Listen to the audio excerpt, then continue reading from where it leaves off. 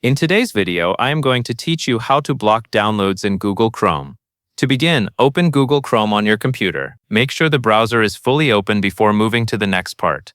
Once Chrome is open, look to the upper right corner of the window and click the three-dot menu. From that menu, click Settings. After the Settings page opens, look for the section called Privacy and Security. This area includes important controls related to safety, permissions, and how websites are allowed to interact with your browser. Click Privacy and Security to continue. Next, select Site Settings. This page is where Chrome lets you manage what websites are allowed to do, including permissions for things like notifications, pop-ups, camera access, and downloads.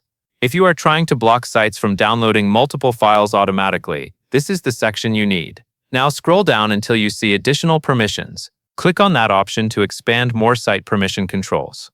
In this section, find and select Automatic Downloads. This setting controls whether websites can automatically start downloading more than one file without asking you. When the Automatic Downloads setting opens, look for the toggle or option that allows sites to automatically download multiple files. Change it so that it is set to Do Not Allow Sites to Automatically Download Multiple Files.